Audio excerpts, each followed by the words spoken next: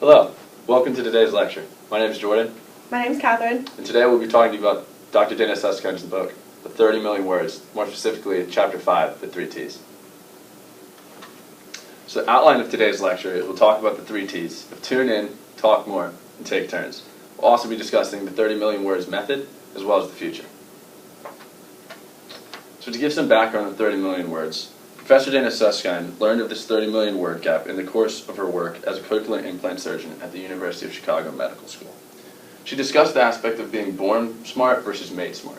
And she claims that children, or babies in particular, are not born smart but they're made smart. And the way for that is the need for nurturing.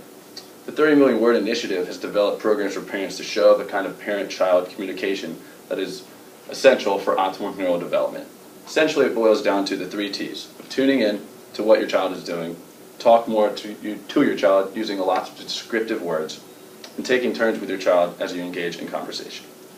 So the 3 T's, as I said, tune in, talk more, and take turns, can also be roughly translated to the 3 C's, which are, forgive my pronunciation, conecteste, converse más, and comparta turnos. And this point essentially is saying that Suskind's vision is not just applicable to the United States where her work was done, but it can be applicable to a global scale as well. Suskind begins her chapter talking about the attachment theory, which was discovered by British psychoanalyst John Bowlby, where he said that children come in biologically pre-programmed for a need for attachment in order to enhance their chances of survival.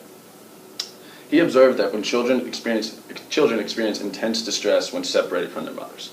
Within the attachment theory, it is important for parents to respond promptly and positively in order for the child to feel that necessary attachment from the maternal or paternal figures. And the most key important aspect of the attachment theory is the strong relationship with the mother. So this brings us to our first T, tune in, which is focus as the child is focused. So essentially, parents need to be making a conscious effort to notice what a baby or the child is focused on, and then when it's appropriate, engaging and talking upon it. So it's important to follow the child's lead and respond to that. So an example that she used in the book that the child wants to play with blocks, probably the best interest of the parent to go over, focus on what the baby is focused on, and engage with the child in the blocks. Secondly, that brings us to child-directed speech, which is essentially known as baby talk. So normally you change your pitch, talk a little louder, or talk a little higher pitch, and this is very important for the baby's brain in developing and learning the language. However, this is not just a simple process, it's a 3-step process. So the first step in the process is observation. Obviously, babies cannot communicate as well as adults, so it's important for parents to understand both verbal, of crying, screaming, etc., and nonverbal communications that the baby possesses. Secondly, the second step of the process is interpretation. And obviously this is a little bit of a honed skill, but it takes parents a little bit to figure out what exactly the baby means when it's starting to cry, whether it's hungry, tired, etc. And thirdly is action, is observing, interpreting the communication that the baby is doing, and acting upon it in a warm and positive way. And as I alluded to a little bit, many colors of communication, babies obviously cannot speak as well as adults can, so it's important to notice all the different types of both verbal and nonverbal communication that the baby is trying to show. So this brings us to the second T, talk more. This is the importance of narration. While narrating activities that the parent and child are doing, this creates children to learn more vocabulary and understanding what they're actually doing. An example of this that they gave was brushing your teeth. Rather than just having the child brush their teeth, the parent would explain what they are doing as they brush their teeth. This creates parallel talk as well because you're talking about things that are right in front of you, that the child can understand what they're actually doing, and also when they play with toys, you can talk about the toys that are right there in their view. This is different though from decontextualized language that talks about things that aren't present. So this is a higher skill because it's a sign of intellectual progress due to a higher level of understanding. This becomes very helpful in school settings where you're learning about things that necessarily aren't right in front of you. And then the third T, and considerably the most valuable of the 3 T's, is take turns. By taking turns, you're engaging with the child. This creates conversational exchange between the parent and the child. There's this idea of serve and return when talking to the child. This involves active engagement and understanding what the child is saying and what they want.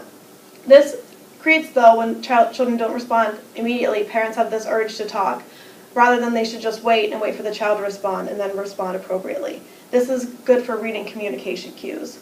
And then lastly is open-ended questions. By asking how or why versus yes or no questions, by asking how or why, you're asking the children to further understand what they're doing or what's around them, versus yes or no, which just requires a short, simple answer. And then the 30 million words method is because thinking. So instead of just telling your child to wear their shoes, you're telling them, oh, you're wearing your shoes because you don't want your feet to get wet, you don't want to step on anything. It's not just wear your shoes. This creates a broader understanding and more learning for the child. Additionally, it teaches them consequences for their actions. So by telling them more of what they're doing rather than just doing it, it teaches them more about what's going on in their surroundings. And then, so what does the future hold? This is what she calls the fourth T, technology. And since technology is very prevalent in our society today, there's a lot of need for children to be in front of a screen instead of actually engaging with the parent. So many parents want to put their child in front of a screen because it's easier than actively engaging with them. This creates this technology as a barrier between the child and the parent. And Suskind talks about the importance of turning it off, because if you put the child in front of the screen, while it might be easier than engaging them in the book, you're actually hurting their learning abilities. And then in 2014, the American Academy of Pediatrics had this new recommendation that children should be read to since birth to increase their learning vocabulary, and it was scientifically proven that children who are read to from birth actually have a higher vocabulary when entering kindergarten. Thank you. Thank you.